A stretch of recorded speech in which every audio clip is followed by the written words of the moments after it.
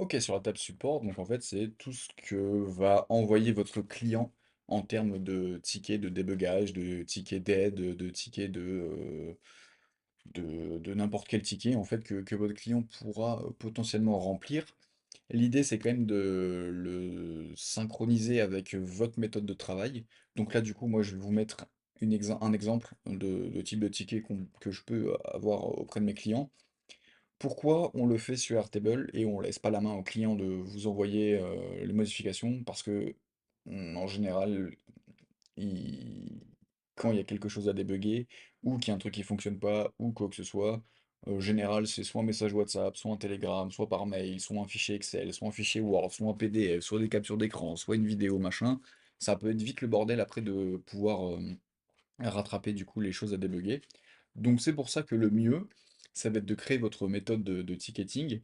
Comme ça, on va pouvoir en fait du coup faire un formulaire pour le client, et comme ça, dès qu'il a besoin d'une aide, d'un support, d'une question, d'un débugage ou quoi que ce soit, il passe automatiquement par le formulaire. Bien entendu que vous allez voir avec lui pour lui expliquer que si jamais vous envoyez autre chose que ce formulaire, la demande ne sera pas prise en compte, hein. Ça, c'est logique. Après, ce sera à vous de le mentionner, ok? Donc ici, on va faire un nom du ticket, créé par. Ici, on va sélectionner le client. Euh, on peut du coup rajouter le projet. Et là où ça va être intéressant, et on va commencer à mettre un peu plus, on va utiliser un peu plus les fonctionnalités d'Airtable, c'est que, vous voyez, bon, du coup, on peut le décocher. Vous voyez ce truc-là? Ah oui, non, mais je pense que vous, dans la version gratuite, vous ne pourrez pas l'avoir. Donc si jamais vous avez payé Airtable, ici, dans filtrer la sélection d'entrée selon une condition, en fait, ça veut dire que si jamais je dis que... alors, attendez, je vais vous faire le truc. En fait, ce que ça veut dire, c'est que là, si jamais on coche ça, et que je dis que lorsque le client contient n'importe quel créé par, donc c'est-à-dire le champ lié à client, en fait, on va pouvoir uniquement filtrer les projets appartenant pardon, au client qui soumet le ticket. Donc en fait, pour lui, il aura peut-être le choix entre un ou deux projets, plutôt que de voir la liste de tous les projets de vos clients. Donc, même si dans la version gratuite, on va pouvoir quand même le contrer, le truc c'est que c'est interne directement à Airtable et ça évite que sur une autre application, on passe un filtre, ok? Donc si jamais vous voulez la version payante d'Airtable, vous pouvez le faire. Sinon, bah du coup, vous laissez tel quel et il n'y a aucun souci sur ça, ok? Ensuite, statut du projet, bah, statut du ticket. Donc, option par défaut, ça va être créé. Hop. Du coup, ça va être en cours, en attente de validation, slash débugage, débugage, debug et terminé. Ok. Donc, nom du ticket, créé par, projet, nanani, nanana. Ici, description. Oups. Bah, commentaire en fait. Commentaire, et ici, du coup, on va pouvoir ajouter capture d'écran. Capture d'écran, PDF, tout ce que vous souhaitez, au moins, hop, il y aura tout là-dedans. On peut rajouter du coup un euh, lien vidéo. Donc si jamais c'est votre client que vous avez demandé qui filme son écran, que vous expliquez, en fait, bah, faites-moi le, l'action qui fait que ça bug, ou que vous avez besoin, ou que X ou Y chose. Ok. Nom du ticket créé par le client, le projet associé, le statut du ticket, le commentaire, les captures d'écran, le lien vidéo. Donc du coup, là, ça peut être commentaire client. Et vous, ça peut être commentaire vous, quoi.